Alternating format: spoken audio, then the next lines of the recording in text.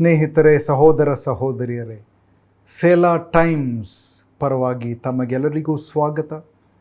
ಇಂದು ನಾವು ಧ್ಯಾನ ಮಾಡಲಿರುವ ಈ ಭಾಗದ ಶೀರ್ಷಿಕೆ 3 ಸಾಕ್ಷಿಗಳು.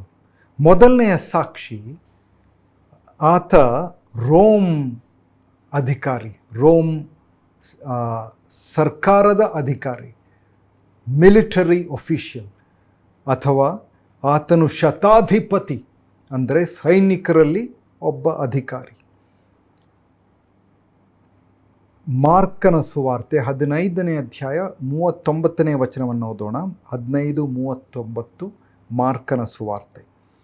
ಆತನು ಹೀಗೆ ಪ್ರಾಣ ಬಿಟ್ಟದ್ದನ್ನು ಆತನ ಹತ್ತಿರ ಎದುರಿಗೆ ನಿಂತಿದ್ದ ಶತಾಧಿಪತಿಯು ನೋಡಿ, ನಿಜವಾಗಿ ಈ ಮನುಷ್ಯನು ದೇವಕುಮಾರನಾಗಿದ್ದನು ಅಂದನು. ಅದೇ ಭಾಗ ಮತ್ತಾಯನ ಸುವಾರ್ತೆಯಲ್ಲಿ ಬರೆದಿದ್ದಾರೆ. 27ನೇ ಅಧ್ಯಾಯ 54ನೇ ವಚನ ಓದೋಣ. ಶತಾಧಿಪತಿಯು ಮತ್ತು ಅವನ ಸಂಗಡ ಯೇಸುವನ್ನು ಕಾಯುತ್ತಿದ್ದವರು ಭೂಕಂಪವನ್ನೂ ನಡೆದ ಸಂಗತಿಗಳನ್ನು ನೋಡಿ ಬಹಳ ಹೆದರಿಕೊಂಡು, ನಿಜವಾಗಿ ಈತನು ದೇವಕುಮಾರನಾಗಿದ್ದನು ಅಂದರು. ಈಗ ಲೂಕನ ಸುವಾರ್ತೆಯನ್ನು ನೋಡೋಣ. 23ನೇ ಅಧ್ಯಾಯ 47ನೇ ವಚನ. ಶತಾಧಿಪತಿಯು ನಡೆದ ಸಂಗತಿಯನ್ನು ನೋಡಿ, ಈ ಮನುಷ್ಯನು ಸತ್ಪುರುಷನೇ ನಿಜ ಎಂದು ಕೊಂಡಾಡಿದನು. ನೋಡಿ, 2 ವಿಷಯಗಳು. ಈ ಶತಾಧಿಪತಿ, ಸೆಂಚೂರಿಯನ್, ಮಿಲಿಟರಿ ಕಮಾಂಡರ್ ಹೇಳಿದ್ದೇನು? ಮೊದಲನೇದಾಗಿ, ಯೇಸು ದೇವರ ಮಗ, ಕುಮಾರನು. ಎರಡನೇದು, ಅವನು ನಿರಪರಾಧಿ, ಪರಿಶುದ್ಧನು ಎಂಬುದಾಗಿ. ಹೇಗೆ ಸತ್ತನು ಎಂಬುದನ್ನು ನೋಡಿ ಅವರ ಮನಸ್ಸಿನಲ್ಲಿ ಬದಲಾವಣೆ ಆಯಿತಂತೆ. ನೋಡಿ, ಕ್ರಿಸ್ತನ 12 ಶಿಷ್ಯರಲ್ಲಿ 10 ಮಂದಿ ಹುತಾತ್ಮರಾದರು, ಹುತಾತ್ಮರಾಗಿ ಮರಣಕ್ಕೆ ಬಲಿಯಾದರು. ಅವರು ಇದು ನಕಲಿ ಕೃತ್ಯಗಳಾಗಿರಲಿಲ್ಲ ಎಂಬುದಾಗಿ ಅವರಿಗೆ ಅದೊಂದು ಪ್ರಬಲ ಸಾಕ್ಷಿಯಾಗಿತ್ತು. ಆದ್ದರಿಂದ ಆ ಸಾಕ್ಷಿಯನ್ನು ಎದುರಿಸಲಿಕ್ಕೆ ಅವರಿಗೆ ಸಾಧ್ಯವಾಗಲಿಲ್ಲ. ಯಹೂದಿಗಳಿಗೆ ಸಾಧ್ಯವಾಗಲಿಲ್ಲ, ರೋಮ್ ಅಧಿಕಾರಿಗಳಿಗೂ ಸಾಧ್ಯವಾಗಲಿಲ್ಲ. ಇಗ್ನೇಷಿಯಸ್ ಎನ್ನುವಂಥ ವ್ಯಕ್ತಿ ಸಿರಿಯಾದಲ್ಲಿ ಹುಟ್ಟಿದವನು. ಆಂಟಿಯೋಕ್ ಎಂಬ ನಗರದಲ್ಲಿ ಆತನು ಬಿಷಪ್ ಆಗಿದ್ದ, ಅಂದರೆ ಸಭೆಯ ಅಧಿಕಾರಿ ಆಗಿದ್ದ. ಅವನು ಪಾಲಿಕಾರ್ಪ್ ಎನ್ನುವಂಥವರ ಸಮಕಾಲೀನರಾಗಿದ್ದರು. ಶಿಕ್ಷೆಗೊಳಗಾದ ವ್ಯಕ್ತಿಯಾಗಿ ಅವರನ್ನು ರೋಮ್ ನಗರಕ್ಕೆ ತೆಗೆದುಕೊಂಡು ಹೋಗಬೇಕಾಯಿತು. ಕ್ರಿಸ್ತಶಕ 98ರಿಂದ 117ರವರೆಗೆ ಟ್ರೇಜನ್ ಎನ್ನುವಂಥ ರೋಮ್ ಚಕ್ರವರ್ತಿ ಇದ್ದ. ಟ್ರಾಜನ್ ಅವರು ಒಳ್ಳೆಯ ಚಕ್ರವರ್ತಿ ಎಂಬುದಾಗಿ ಚಾರಿತ್ರಿಕಕಾರರು, ಚರಿತ್ರೆಯನ್ನು ಬರೆದವರು ಪರಿಗಣಿಸ್ತಾ ಇದ್ದರು. ಆದರೂ ಈ ಯೇಸುಸ್ವಾಮಿಯನ್ನು ಹಿಂಬಾಲಿಸುವಂಥವರ ಬಗ್ಗೆ ಅವನಿಗೆ ಉತ್ತಮವಾದ ಅಭಿಪ್ರಾಯವಿರಲಿಲ್ಲ. ಅಯ್ಯೋ, ಇವರ ಮುಖಾಂತರ ಅಯ್ಯೋ ಏನು ತೊಂದರೆ, ಅದೆಲ್ಲ ಮುಗಿಸ್ಬಿಡಬೇಕು, ಜಜ್ಜಿ ನಾಶ ಮಾಡಬೇಕು ಎನ್ನುವಂಥ ಹಂಬಲ ಅವರಿಗಿತ್ತು. ರೋಮ್ ಅಧಿಕಾರಕ್ಕೆ ಇದರಿಂದ ಪೆಟ್ಟು ಎಂಬುದಾಗಿ ಅವರು ತಿಳಿದುಕೊಂಡಿದ್ದರು. ಯಹೂದ್ಯರಿಗೂ ಕೋಪ, ರೋಮ್ ಚಕ್ರವರ್ತಿಗೂ ಕೋಪ. ಈ ಇಗ್ನೇಷಿಯಸ್ ಅವರನ್ನು ಹಿಡಿದುಕೊಂಡು ತೆಗೆದುಕೊಂಡು ಹೋಗ್ತಾ ಇದ್ರು. ಅವರು ಹೇಳಿದ್ದೇನು ನೋಡಿ, ಅವರು ಬರೆದಿದ್ದು, ಓ ಕರ್ತನೇ, ನೀನು ನಿನ್ನ ಪ್ರೀತಿಯಿಂದ ನನ್ನನ್ನು ಗೌರವಿಸಿದ್ದಿ. ಯಾಕೆ? ನಿನ್ನ ಅಪೋಸ್ತಲನಾದ ಶಿಷ್ಯನಾದ ಪೌಲನ ಹಾಗೆಯೇ ಸರಪಳಿಯಿಂದ ಬಂಧಿಸಲ್ಪಡಲು ನಾನು ಅರ್ಹನು ಎಂದು ಭಾವಿಸಿದ್ದೀರಿ. ಅದಕ್ಕಾಗಿ ಧನ್ಯವಾದ. ಅವರನ್ನು ಈಗ ರೋಮ್ಗೆ ತೆಗೆದುಕೊಂಡು ಹೋಗುವಾಗ ಅನೇಕ ಕಡೆಗಳಲ್ಲಿ ಅವರು ಪತ್ರಗಳನ್ನು ಬರೆಯಲಿಕ್ಕೆ ಸಾಧ್ಯವಾಯಿತು, ಅನೇಕ ಶಿಷ್ಯರನ್ನು ಭೇಟಿಯಾಗಲಿಕ್ಕೆ ಸಾಧ್ಯವಾಯಿತು, ಅನೇಕರಿಗೆ ಅದರಿಂದ ಉತ್ತೇಜನವಾಯಿತು ಯೇಸುಸ್ವಾಮಿಯನ್ನು ಹಿಂಬಾಲಿಸಲಿಕ್ಕೆ. ಸಹಸ್ರಾರು ಜನ ಯೇಸುಸ್ವಾಮಿಗಾಗಿ ತಮ್ಮ ಜೀವನವನ್ನು ಬಲಿಯಾಗಿ ಸಮರ್ಪಿಸಿದರು, ಮರಣವನ್ನು ಅಪ್ಪಿಕೊಂಡರು. ವಿಲಿಯಂ ಟಿಂಡೇಲ್ ಅವರು ಸತ್ಯವೇದವನ್ನು, ಬೈಬಲನ್ನು ಗ್ರೀಕ್ ಅಥವಾ ಇಬ್ರಿಯ ಭಾಷೆ, ಹೀಬ್ರೂ ಭಾಷೆಗಳಿಂದ ಅವರು ಪದಾಂತರ ಮಾಡಿದ್ರು. ಮತ್ತು ಅದು ಮಾತ್ರವಲ್ಲ, ತಮ್ಮ ಯಾರು ಸಾಧಾರಣ ಜನರು ಓದಬಹುದಾದಂಥ ಗ್ರಂಥಗಳನ್ನಾಗಿ ಅವರು ಮಾಡಿದರು. ಯಾಕೆ? ಅದಕ್ಕಿಂತ ಮುಂಚಿತವಾಗಿ ಪ್ರಿಂಟಿಂಗ್ ಪ್ರೆಸ್ ಅದು ಬಂದಿತ್ತು, ಜರ್ಮನಿಯಲ್ಲಿ ಮೊದಲು ಬಂದಿತ್ತು. ಆದ್ದರಿಂದ 1536ರಲ್ಲಿ ಈ ವಿಲಿಯಂ ಟಿಂಡೇಲ್ ಅವರು ತೀರಿಕೊಂಡರು. ಅದಕ್ಕೆ ಮುಂಚಿತವಾಗಿ ಆತನು ಇಂಗ್ಲೆಂಡ್ನಲ್ಲಿ ಹುಟ್ಟಿದವನು, ಆದರೆ ಈ ಸತ್ಯವೇದವನ್ನು, ಬೈಬಲನ್ನು ಪದಾಂತರ ಮಾಡಲಿಕ್ಕೆ, ಭಾಷಾಂತರ ಮಾಡಲಿಕ್ಕೆ, ಟ್ರಾನ್ಸ್ಲೇಷನ್ ಮಾಡಲಿಕ್ಕೆ ಅವರು ಬರೀಲಿಕ್ಕೆ ಶುರು ಮಾಡಿದಾಗ ಅನೇಕರು ಹೇಳಿದರು, ಮಾಡಬೇಡ್ರಿ. ಯಾಕೆ? ಇದನ್ನು ಲ್ಯಾಟಿನ್ ಭಾಷೆಯಲ್ಲಿ ಓದಬಹುದು, ಗ್ರೀಕ್ ಭಾಷೆಯಲ್ಲಿ ಓದಬಹುದು, ಅಥವಾ ಮೂಲವಾದ ಹಳೆ ಒಡಂಬಡಿಕೆಯನ್ನು ಹೀಬ್ರೂ ಭಾಷೆಯಲ್ಲಿ ಓದಬಹುದು. ಪದಾಂತರ ಮಾಡಬೇಡ್ರಿ, ಭಾಷಾಂತರ ಮಾಡಬೇಡ್ರಿ, ಇದು ಮಾಡಕೂಡದು. ಯಾಕೆ? ಧರ್ಮಾಧಿಕಾರಿಗಳು ಅದನ್ನು ಓದಬಹುದು, ಸಾಮಾನ್ಯ ಜನರಿಗೆ ಅದರ ಬಗ್ಗೆ ಹೇಳಬಹುದು. ಆದರೆ ಸಾಮಾನ್ಯ ಜನರ ಕೈಯಲ್ಲಿ ಇದು ಸಿಕ್ಬಿಟ್ರೆ ನಮ್ಮ ಅಧಿಕಾರ ತಪ್ಪಿ ಹೋಗ್ತದೆ, ಮಾಡಬೇಡ್ರಿ ಎಂಬುದಾಗಿ ಅವರು ಸೂಚನೆ ಕೊಟ್ಟಿದ್ದರು. ಆದರೆ ವಿಲಿಯಂ ಟಿಂಡೇಲ್ ಹೇಳಿದರು, ಇಲ್ಲ, ನಾನು ಖಂಡಿತ ಮಾಡ್ತೇನೆ. ಅವರು ಬೆಲ್ಜಿಯಂ ದೇಶಕ್ಕೆ ಹೋದರು.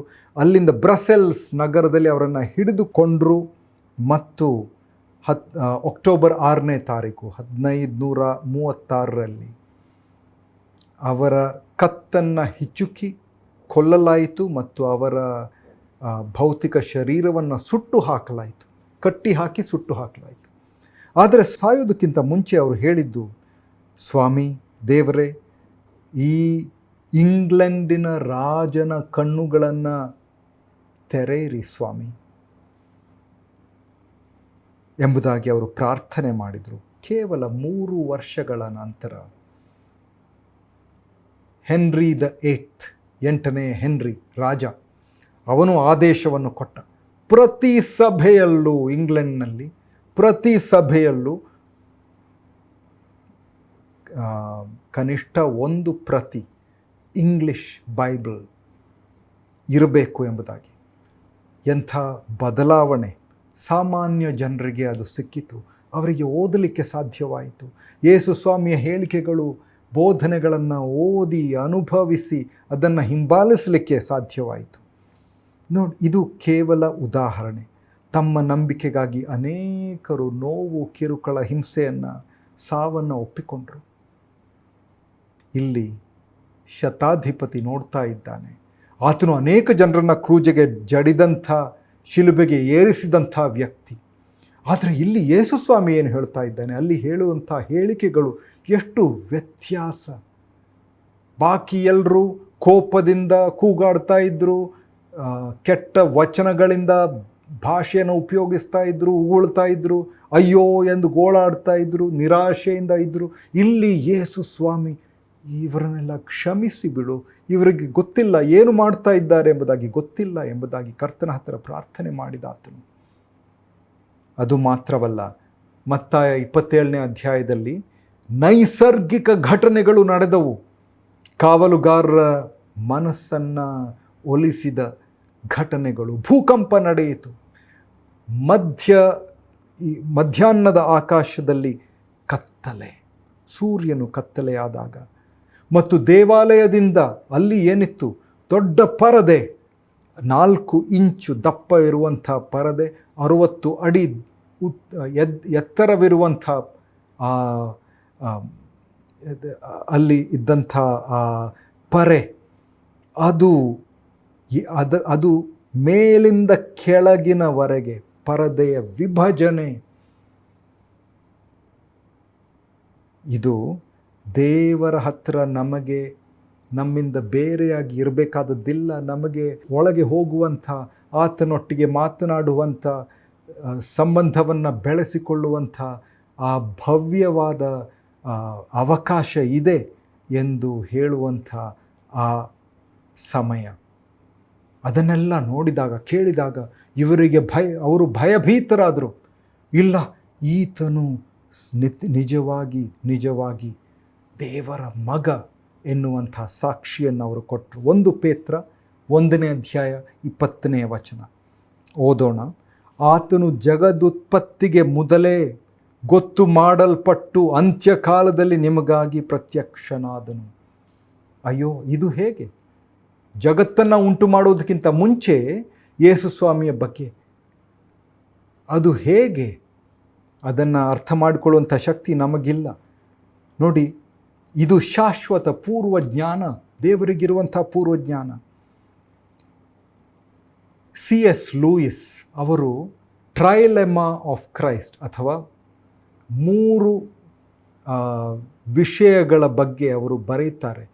ನಮಗೆ ಕೆಲವೊಮ್ಮೆ ಅದು ಹೀಗೆ ಮಾಡಬೇಕೋ, ಅದು ಹಾಗೆ ಮಾಡಬೇಕೋ ಎನ್ನುವಂಥ ಆಲೋಚನೆ ಅಲ್ಲವೇ? ಆದರೆ ಇವರು ಹೇಳಿದ್ದೇನು, ಕೆಲವೊಮ್ಮೆ 3 ಆಯ್ಕೆಗಳಿವೆ ಯೇಸು ಸ್ವಾಮಿ ಬಗ್ಗೆ. He has to be a liar, lunatic or lord, ಅಥವಾ ಸುಳ್ಳುಗಾರ, ಅಥವಾ ಆತನಿಗೆ ಹುಚ್ಚು ಮಳ್ಳು, ಅಥವಾ ಈತನು ನಿಜವಾಗಿ ಸತ್ಯ ದೇವರು. 3 ಆಯ್ಕೆಗಳು. Out of the 3 we have to choose one. ಇದನ್ನು ಒಂದನ್ನು ಆಯ್ಕೆ ಮಾಡಬೇಕಾಗುತ್ತದೆ ಎಂಬುದಾಗಿ ಅವರು ಹೇಳಿದರು. 2ನೇ ಸಾಕ್ಷಿಯನ್ನು ನೋಡೋಣ. ಅದು ಥಾಮಸ್ ಅಥವಾ ತೋಮನು ಹೇಳಿದಂಥ ಸಾಕ್ಷಿ, ಆತನ ಶಿಷ್ಯರಲ್ಲಿ ಒಬ್ಬನು. ಯೋಹಾನನು ಬರೆದ ಸುವಾರ್ತೆ 20ನೇ ಅಧ್ಯಾಯ 28ನೇ ವಚನದಲ್ಲಿ ತೋಮನು ಆತನಿಗೆ, ನನ್ನ ಸ್ವಾಮಿ, ನನ್ನ ದೇವರು ಎಂದು ಹೇಳಿದನು. ಥಾಮಸ್ ಡಿಡಿಮಸ್ ಅಥವಾ ಅವಳಿ ಎಂದು ಅವನನ್ನು ಕರೆಯಲಾಗ್ತಾ ಇತ್ತು. ಅದು ಯಾಕೆ? ನಿಜವಾಗಿ ಅವಳಿ ಸಹೋದರರಲ್ಲಿ ಇವನು ಒಬ್ಬನೇ ಆಗಿರಬಹುದು. ಒಳ್ಳೆಯ ವ್ಯಕ್ತಿ, ಆದರೂ ಯಾವಾಗಲೂ 1-2 ಪ್ರಶ್ನೆಗಳನ್ನು ಕೇಳುವಂಥ ವ್ಯಕ್ತಿ. ಪ್ರಶ್ನೆಗಳನ್ನು ಕೇಳುವಂಥದ್ದು ಅದು ತಪ್ಪಲ್ಲ, ಅದು ಒಳ್ಳೆಯದೇ ಅಲ್ಲವೇ? ಯೋಹಾನ 11ನೇ ಅಧ್ಯಾಯ 16ನೇ ವಾಕ್ಯದಲ್ಲಿ ಹೀಗೆ ಹೇಳ್ತಾ ಇದ್ದಾರೆ, ಯೇಸು ಸ್ವಾಮಿ ಈಗ ಯೆರೂಸಲೇಮ್ ನಗರಕ್ಕೆ ಹೋಗ್ತಾ ಇದ್ದಾನೆ. ಅನೇಕರು ಇತರ ಶಿಷ್ಯರು ಬಂದು ಹೇಳ್ತಾರೆ, ಯಾಕೆ ಹೋಗ್ತಾ ಇದ್ದೀಯಾ ಸ್ವಾಮಿ? ಅಲ್ಲಿ ಹೋದರೆ ತಮ್ಮನ್ನು ಕೊಲೆ ಮಾಡಿಬಿಡ್ತಾರೆ, ಗೊತ್ತಿಲ್ವಾ? ಹೊಂಚ್ತಾ ಇದ್ದಾರೆ, ತಮಗೆ ಇದು ನಡೆಯುವಂಥ ಈ ಸುದ್ದಿ ಬರ್ತಾ ಇದೆ, ದಯವಿಟ್ಟು ಹೋಗಬೇಡ್ರಿ ಎಂದು ಕೇಳಿದಾಗ ಯೇಸು ಸ್ವಾಮಿ ಹೇಳಿದ್ದು, ಇಲ್ಲ, ನಾನು ದೇವರ ಚಿತ್ತವನ್ನು ನೆರವೇರಿಸಲು ಅಲ್ಲಿ ಹೋಗಬೇಕು ಎಂದು ಹೇಳಿದಾಗ ತೋಮನು ಹೇಳಿದ್ದು ಏನು? ಜೊತೆ ಶಿಷ್ಯರಿಗೆ, ನಾವು ಸಹ ಆತನೊಡನೆ ಹೋಗೋಣ, ಸಾಯೋಣ ಎಂದು ಧೈರ್ಯವಾಗಿ ಹೇಳಿದಂಥ ವ್ಯಕ್ತಿ. ಇನ್ನೊಂದು, ಯೇಸು ಸ್ವಾಮಿ ಯೋಹಾನ 14ನೇ ಅಧ್ಯಾಯದಲ್ಲಿ 1-6ನೇ ವಚನಗಳಲ್ಲಿ ಆತನು ಹೇಳಿದ್ದು, ನಾನು ನಿಮ್ಮ ಹೃದಯ ಕಳವಳಗೊಳ್ಳದೇ ಇರಲಿ, ನಾನು ಹೋಗ್ತಾ ಇದ್ದೇನೆ, ನಿಮಗಾಗಿ ಒಂದು ಸ್ಥಳವನ್ನು ಸಿದ್ಧ ಮಾಡ್ತಾ ಇದ್ದೇನೆ. ನಾನು ಹೋಗುವ ಸ್ಥಳ, ಅದಕ್ಕೆ ಅಲ್ಲಿ ಹೋಗುವಂಥ ಮಾರ್ಗ ನಿಮಗೆ ತಿಳಿದಿದೆ. ಆಗ ತೋಮನು ಕೇಳಿದ್ದು, ಸ್ವಾಮಿ, ನೀನು ಎಲ್ಲಿ ಹೋಗುತ್ತೀಯೋ ನಮಗೆ ತಿಳಿಯದು, ಮಾರ್ಗ ಹೇಗೆ ತಿಳಿದೀತು? ಹೇಗೆ ಗೊತ್ತಾಗಬೇಕು? ನಮ್ಗೆ ಗೊತ್ತಿಲ್ಲ. ಹಾಗೆಯೇ ಸ್ವಾಮಿ ಹೇಳಿದ್ದು 6ನೇ ವಚನ, ನಾನೇ ಮಾರ್ಗವೂ ಸತ್ಯವೂ ಜೀವವೂ ಆಗಿದ್ದೇನೆ, ನನ್ನ ಮೂಲಕವಾಗಿ ಹೊರತು ಯಾರೂ ತಂದೆಯ ಬಳಿಗೆ ಬರುವುದಿಲ್ಲ. ಆತನ ಪ್ರಶ್ನೆಗಳು ಪ್ರಸ್ತುತವಾಗಿದ್ದವು, ಸರಿಯಾದ ಪ್ರಶ್ನೆಗಳು, ಆದರೆ ಕೇಳುವಂಥ ಧೈರ್ಯ ತೋಮನಿಗಿತ್ತು. ಯೋಹಾನ 20ನೇ ಅಧ್ಯಾಯದಲ್ಲಿ 24ನೇ ವಚನಗಳಿಂದ ಅಲ್ಲಿ ಬರೆದಂಥ ವಾಕ್ಯಗಳು, ಯೇಸು ಬಂದಾಗ 12 ಮಂದಿ ಶಿಷ್ಯರೊಳಗೆ ಒಬ್ಬನಾದ ದಿದುಮನೆನಿಸಿಕೊಳ್ಳುವ ತೋಮನು ಅವರ ಸಂಗಡ ಇರಲಿಲ್ಲ. ಆದ್ದರಿಂದ ಉಳಿದ ಶಿಷ್ಯರು, ನಾವು ಸ್ವಾಮಿಯನ್ನು ನೋಡಿದ್ದೇವೆ ಎಂದು ಅವನಿಗೆ ಹೇಳಿದರು. ಅದಕ್ಕೆ ಅವನು, ನಾನು ಆತನ ಕೈಗಳಲ್ಲಿ ಮೊಳೆಯಿಂದಾದ ಗಾಯವನ್ನು ನೋಡಿ, ಆ ಮೊಳೆಯ ಗಾಯದಲ್ಲಿ ನನ್ನ ಬೆರಳನ್ನು ಇಟ್ಟು ಆತನ ಪಕ್ಕೆಯಲ್ಲಿ ನನ್ನ ಕೈಯನ್ನು ಹಾಕಿದ ಹೊರತು ನಿಮ್ಮ ಮಾತನ್ನು ನಂಬುವುದೇ ಇಲ್ಲ ಅಂದನು. ನೋಡಿ, ಆತನು ಹೇಳಿದ್ದೇನು? ತೋಮನು ಹೇಳಿದ್ದೇನು? ಇಲ್ಲ, ಅದು ಅಸಾಧ್ಯ. ಯೇಸು ಸ್ವಾಮಿ ಸತ್ತಿದ್ದನ್ನು ನಾನು ನೋಡಿದ್ದೇನೆ, ಹೂನಿಟ್ಟಿದ್ದಾರೆ, 3 ದಿವಸ ಮುಗಿದಿದೆ, ಸಾಧ್ಯ ಇಲ್ಲ ಅಂದರೆ ಸಾಧ್ಯ ಇಲ್ಲ. ನಾನು ನೋಡಿದರೂ ಸಾಲದು, ನಾನು ಕೈ ಹಾಕಿ ನೋಡಬೇಕು, ಗ್ಯಾರಂಟಿ ಮಾಡಿದ ಮೇಲೆ ನಾನು ನಂಬ್ತೇನೆ, ಬೇಕಾದರೆ ನಂಬ್ತೇನೆ, ನಾನು ನಂಬೋದಿಲ್ಲ ಎಂದು ಸ್ಪಷ್ಟವಾಗಿ ಹೇಳಿಬಿಟ್ಟ. ನೋಡೋಣ 26ನೇ ವಚನದಿಂದ ಏನಾಯಿತು. 8 ದಿವಸಗಳಾದ ಮೇಲೆ ಆತನ ಶಿಷ್ಯರು ತಿರುಗಿ ಒಳಗಿದ್ದಾಗ ತೋಮನು ಅವರ ಸಂಗಡ ಇದ್ದನು, ಬಾಗಿಲುಗಳು ಮುಚ್ಚಿದ್ದವು. ಆಗ ಯೇಸು ಬಂದು ನಡುವೆ ನಿಂತು, ನಿಮಗೆ ಸಮಾಧಾನವಾಗಿರಲಿ ಅಂದನು. ಆಮೇಲೆ ತೋಮನಿಗೆ, ನಿನ್ನ ಬೆರಳನ್ನು ಈ ಕಡೆ ಚಾಚಿ ನನ್ನ ಕೈಗಳನ್ನು ಮುಟ್ಟಿ ನೋಡು, ನಿನ್ನ ಕೈ ಚಾಚಿ ನನ್ನ ಪಕ್ಕೆಯಲ್ಲಿ ಹಾಕು, ನಂಬದವನಾಗಿರಬೇಡ, ನಂಬುವವನಾಗಿರು ಎಂದು ಹೇಳಿದನು. ತೋಮನು ಆತನಿಗೆ, ನನ್ನ ಸ್ವಾಮಿ, ನನ್ನ ದೇವರು ಎಂದು ಹೇಳಿದನು. ಯೇಸು ಅವನಿಗೆ, ನೀನು ನನ್ನನ್ನು ನೋಡಿದ್ದರಿಂದ ನಂಬಿದ್ದಿ, ನೋಡದೆ ನಂಬಿದವರು ಧನ್ಯರು ಎಂದು ಹೇಳಿದನು. ನೋಡಿ, ಗ್ರೀಕ್ ಭಾಷೆಯಲ್ಲಿ ನನ್ನ ಸ್ವಾಮಿ, ನನ್ನ ದೇವರು, ಮೈ ಕ್ಯೂರಿಯಾಸ್, ಮೈ ಥಿಯೋಸ್, ನನ್ನ ಸ್ವಾಮಿ, ನನ್ನ ದೇವರು. ಸ್ವಾಮಿ ದೇವರು ಎಂದು ಹೇಳಿದರೂ ತಪ್ಪಿರಲಿಕ್ಕಿಲ್ಲ. ಆದರೆ ಅವನು ಹೇಳಿದ್ದೇನು, ನನ್ನ ಸ್ವಾಮಿ. ವೈಯಕ್ತಿಕವಾದ ಆ ಸಂಬಂಧ ಒಪ್ಪಿಕೊಂಡಿದ್ದು, ನಾನು ಶರಣನು ಸ್ವಾಮಿ, ನನ್ನ ಸ್ವಾಮಿ, ನನ್ನ ದೇವರು. ಯೇಸು ಸ್ವಾಮಿ ಪ್ರಕಟಣೆ 3ನೇ ಅಧ್ಯಾಯ 20ನೇ ವಚನದಲ್ಲಿ ಹೇಳಿದ್ದೇನು, ಲವೋದಿಸಿಯ ಎನ್ನುವಂಥ ಸಭೆಯ ಬಗ್ಗೆ, ಇಗೋ ಬಾಗಿಲಲ್ಲಿ ನಿಂತುಕೊಂಡು ತಟ್ಟುತ್ತಾ ಇದ್ದೇನೆ, ಯಾವನಾದರೂ ನನ್ನ ಶಬ್ದವನ್ನು ಕೇಳಿ ಬಾಗಿಲನ್ನು ತೆರೆದರೆ ನಾನು ಒಳಗೆ ಬಂದು ಅವರ ಸಂಗಡ ಊಟ ಮಾಡುವೆನು, ಅವನು ನನ್ನ ಸಂಗಡ ಊಟ ಮಾಡುವನು. ಇದು ಸಹವಾಸ ಸಂಬಂಧ, ಬಂಧ, ಅದರ ಬಗ್ಗೆ ಹೇಳ್ತಾ ಇರುವಂಥದ್ದು. ಯೇಸು ಸ್ವಾಮಿಗೆ ಆ ಸಂಬಂಧ ಅದನ್ನು ನಮಗೆ ಕೊಡ್ತಾ ಇದ್ದಾನೆ. ಅದನ್ನು ಅಂಗೀಕರಿಸುವಂಥ ಭಾಗ್ಯ ನಮ್ಮದು. ಅದು ಶರಣಾಗತಿಯ ಪರಿಣಾಮ ಅಲ್ಲವೇ? ಮೈ ಲಾರ್ಡ್, ಮೈ ಗಾಡ್, ಮೈ ಕ್ಯೂರಿಯಾಸ್, ಮೈ ಥಿಯೋಸ್, ನನ್ನ ಸ್ವಾಮಿ, ನನ್ನ ಒಡೆಯನು, ನನ್ನ ದೇವರು. 3ನೇ ಕೊನೆಯ ಸಾಕ್ಷಿ, ಇದನ್ನು ನೋಡೋಣ. It is the lord. ಅವರು ಸ್ವಾಮಿಯವರು ಹೇಳಿದ್ದು ಯಾರು? ಯೋಹಾನ 21ನೇ ಅಧ್ಯಾಯ 7ನೇ ವಚನ. ಆಗ ಯೇಸುವಿಗೆ ಪ್ರಿಯನಾಗಿದ್ದ ಶಿಷ್ಯನು ಪೇತ್ರನಿಗೆ, ಅವರು ಸ್ವಾಮಿಯವರು ಎಂದು ಹೇಳಿದನು. ಸ್ವಾಮಿಯವರು ಎಂದು ಸಿಮೋನ್ ಪೇತ್ರನು ಕೇಳಿ, ಮೈ ಮೇಲೆ ಬಟ್ಟೆ ಇಲ್ಲದವನಾಗಿದ್ದರಿಂದ ಒಲ್ಲಿಯನ್ನು ಸುತ್ತಿಕೊಂಡು ಸಮುದ್ರದಲ್ಲಿ ಧುಮುಕಿದನು. ನೋಡಿ, ಸೈಮನ್ ಪೀಟರ್ ತನ್ನ ಸಹೋದ್ಯೋಗಿಗಳನ್ನು ಕರೆದೊಯ್ದಿದ್ದ. ಏನು ಹೇಳಿದ್ದ? ಹೌದು, ಯೇಸು ಸ್ವಾಮಿ ಎದ್ದಿದ್ದಾನೆ, ನಮಗೆ ಪ್ರತ್ಯಕ್ಷನಾಗಿದ್ದಾನೆ, ಆದರೆ ನಮ್ಮ ಜೊತೆ ಇಲ್ಲ. 3.5 ವರ್ಷಗಳವರೆಗೆ ನಮ್ಮೊಟ್ಟಿಗೆ ಇದ್ದ, ನಮಗೆ ತೋರಿಸ್ಕೊಡ್ತಾ ಇದ್ದ, ಬೋಧನೆ ಮಾಡ್ತಾ ಇದ್ದ, ನಮಗೆಲ್ಲ ಹೇಳಿದ್ದ. ಈಗ ನಮ್ಮೊಟ್ಟಿಗೆ ಇಲ್ಲ. ನಮ್ಮ ಹಳೆ ದಂಧೆಗೆ ನಾವು ಹೋಗೋಣ, ನಮ್ಮ ಉದ್ಯೋಗ ಮಾಡೋಣ, ಏನು ಮಾಡೋದು, ಹೋಗೋಣ, ಮೀನು ಹಿಡಿಯೋಣ ಎಂಬುದಾಗಿ 7 ಜನರನ್ನು ಸೇರಿಸ್ಕೊಂಡು ಹೋಗ್ತಾ ಇದ್ದಾನೆ. ರಾತ್ರಿ ಪೂರ ಕೆಲಸ ಮಾಡಿದ್ದಾರೆ, ಏನೂ ಸಿಕ್ಕಲಿಲ್ಲ. ಬೆಳಿಗ್ಗೆ ಆದೊಡನೆ ಆ ತೀರದಿಂದ, ಗಲಿಲಾಯ ಸಮುದ್ರ ತೀರದಿಂದ ಒಂದು ಶಬ್ದ ಬರ್ತಾ ಇದೆ. ಏನು? ನೀವು ಯಾವ ಮೀನು ಸಿಕ್ಕಿಲ್ವೇ? ಆತನಿಗೆ ಗೊತ್ತಿಲ್ಲದೆ ಇತ್ತ? ಇಲ್ಲ, ಆತನಿಗೆ ಗೊತ್ತಿತ್ತು.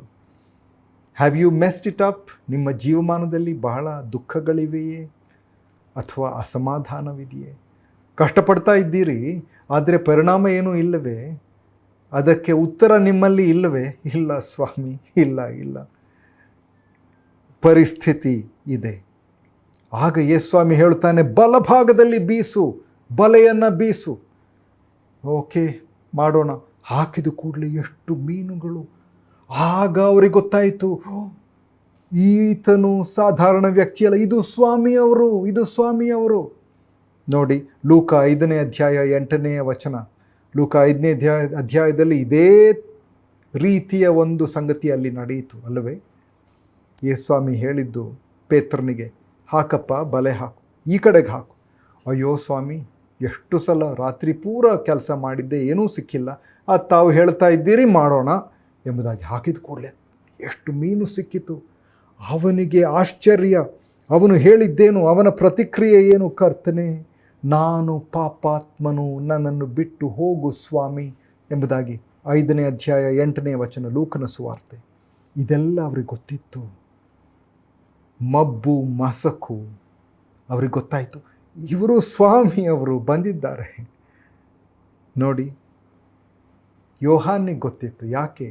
ಯೋಹಾನನು ಯೇಸು ಸ್ವಾಮಿಯ ಎದೆಯ ಮೇಲೆ ಚಾಚಿ ಹೊರಗಿದ್ದ ಮನುಷ್ಯ ವ್ಯಕ್ತಿ, ಅಕ್ಷರಶಃ ನಂಬುತ್ತೇನೆ ಎಂದು ಹೇಳಿದ ವ್ಯಕ್ತಿ, ಆತನ ಹೃದಯದ ಬಡಿತವನ್ನು ಕೇಳಿದ ವ್ಯಕ್ತಿ, ಯೇಸು ಸ್ವಾಮಿ ಪ್ರೀತಿಸಿದಂಥ ಶಿಷ್ಯ ಎಂಬುದಾಗಿ ತನ್ನನ್ನು ತಾನೇ ಬಣ್ಣಿಸಿದ ವ್ಯಕ್ತಿ. ಕೀರ್ತನೆ 131 ಮತ್ತು 2ನೇ ವಚನ. ಕೀರ್ತನೆ 131, 2ನೇ ವಚನ. ನಿಜವಾಗಿ ನನ್ನ ಮನಸ್ಸನ್ನು ಸಮಾಧಾನಪಡಿಸಿಕೊಂಡಿದ್ದೇನೆ, ತಾಯಿಯ ಬಳಿಯಲ್ಲಿರುವ ಮೊಲೆ ಬಿಡಿಸಿದ ಕೂಸಿನಂತೆ ನೆಮ್ಮದಿಯಿಂದಿದ್ದೇನೆ. ನನ್ನಲ್ಲಿ ನನ್ನ ಮನಸ್ಸು ಮೊಲೆ ಬಿಡಿಸಿದ ಕೂಸಿನಂತಿದೆ. ಒಬ್ಬ ಚಿಕ್ಕ ಮಗು, ಕೂಸು ಹಾಲುಣಿಸಿದ ಮೇಲೆ ಎಷ್ಟು ನೆಮ್ಮದಿಯಿಂದ ಇರುತ್ತೆ ಅಲ್ವೇ?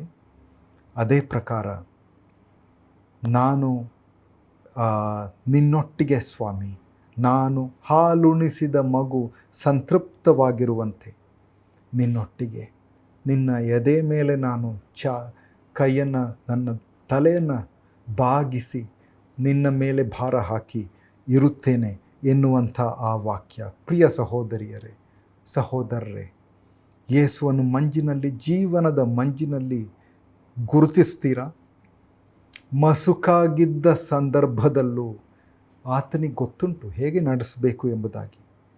ನನ್ನ ದೇವರು, ನನ್ನ ಒಡೆಯನು, ಆತನನ್ನು ಗುರುತಿಸಿದಾಗ ಎಲ್ಲವೂ, ನಮ್ಮ ದೃಷ್ಟಿಕೋನವೆಲ್ಲವೂ ವ್ಯತ್ಯಾಸವಾಗ್ತದೆ. ಹೆಲೆನ್ ರೋಸವಿಯ ಎನ್ನುವಂಥವರು ಕಾಂಗೋ ದೇಶದಲ್ಲಿ ವೈದ್ಯಕೀಯ ಮಿಷನರಿ ಆಗಿದ್ದರು. 20 ವರ್ಷಗಳವರೆಗೆ ಅವರು ಅಲ್ಲಿ ಸೇವೆ ಮಾಡಿದರು. ಅನೇಕ ಸಹಸ್ರಾರು ಜನರಿಗೆ ಅವರು ಸಹಾಯ ಮಾಡಿದರು. 1964ರಲ್ಲಿ ರೆಬೆಲ್ ಫೋರ್ಸಸ್ ಅಥವಾ ಅಲ್ಲಿ ಆ ಬಂಡಾಯ ಪಡೆಗಳು ಅವರನ್ನು ಅಪಹರಿಸಿಕೊಂಡು ಹೋದರು, ಹಿಂಸಿಸಿದರು, ಅವರ ಮೇಲೆ 2 ಬಾರಿ ಅತ್ಯಾಚಾರ ಮಾಡಿದರು. ಅದನ್ನೆಲ್ಲ ಭಗವಂತನಿಗಾಗಿ, ಯೇಸು ಸ್ವಾಮಿಗಾಗಿ ಅವರು ಅನುಭವಿಸಿದಾಗ ಅದು ಇಟ್ ಈಸ್ ಎ ಪ್ರಿವಿಲೇಜ್. ಅದು ನಮಗೆ ಹಿಂಸೆ ಬಂದರೂ ನಾನು ಕರ್ತನಿಗಾಗಿ ಅದನ್ನು ಅನುಭವಿಸಿದ್ದೇನೆ, ನಾನು ಸಿದ್ಧಳು ಎಂದು ಹೇಳುವಂಥ ವ್ಯಕ್ತಿ. ಆಕೆ ಒಂದು ಸಲ ಬರೆದಿದ್ದರು, ನಾನು ಒಂದು ಸಲ ಬಹಳ ದುಃಖದಿಂದ ತುಂಬಿ ಒಂದು ಕೊಠಡಿಯಲ್ಲಿ ಮೇಲ್ಛಾವಣಿಯನ್ನು ನೋಡಿ ಮಲಗಿದ್ದೆ. ಆಗ ಅಲ್ಲಿ ಬರೆದಿದ್ದು, be still and know that I am God. ಅಲ್ಲಿ ಮಳೆ ಬಂದಿದ್ದರಿಂದ ಗಾಡ್ ಎನ್ನುವಂಥ ಪದ ಮೊಬ್ಬಾಗಿ ಬಿಟ್ಟಿತ್ತು. Be still and know that I am. ನೆಮ್ಮದಿಯಾಗಿರು, ನಾನೇ ಆಗಿದ್ದೇನೆ ಎಂದು ಅರಿತುಕೋ ಎನ್ನುವಂಥ ಆ ಪದವನ್ನು ಓದಿದಾಗ ದೇವರೇ ನನ್ನೊಟ್ಟಿಗೆ ಮಾತನಾಡಿದ ಎಂಬ ಭಾವನೆ ಅವರಿಗೆ ಬಂತು. ಯೋಹಾನ್ನು ಮತ್ತು ಇತರ ಅಪೋಸ್ತಲರಿಗೆ ಯೇಸು ಸ್ವಾಮಿ ಹೇಳಿದ್ದು, ಬನ್ನಿ, ಕಮ್ ಆ್ಯಂಡ್ ಹ್ಯಾವ್ ಬ್ರೇಕ್ಫಾಸ್ಟ್, ಬಂದು ಊಟ ಮಾಡಿರಿ. ಏನ್ರಿ ನಿಮಗೆಲ್ಲರೂ ನಂಬಿಕೆ ಇಲ್ವಾ, ನನಗಾಗಿ ಕಾಯಬೇಕಾಗಿತ್ತಲ್ಲ ಎಂದು ಗದರಿಸಲಿಲ್ಲ. ಬನ್ನಿ, ನಿಶ್ಚಲನಾಗಿರು, ನಾನೇ ಎಂದು ತಿಳಿಯಿರಿ. ಎಂಥ ಖಂಡನೆ ಇಲ್ಲ, ಅದು ಆಹ್ವಾನ. ನಾವು ಆರಾಧಿಸೋಣ, ನಾವು ಪ್ರಾರ್ಥಿಸೋಣ. ಎಂಥ ಅನುಭವ, ದೇವರ ಹತ್ತಿರ ಬರುವಂಥ ಅನುಭವ. ಇಟ್ ಈಸ್ ದ ಲಾರ್ಡ್, ಅದು ಯೇಸು ಸ್ವಾಮಿ ನಿಮ್ಮ ಜೀವನದಲ್ಲಿದ್ದಾನೆ. ಆತನನ್ನು ಗುರುತಿಸುವಂಥ ಭಾಗ್ಯ, ಮಹಾಭಾಗ್ಯ ನಮ್ಮದು.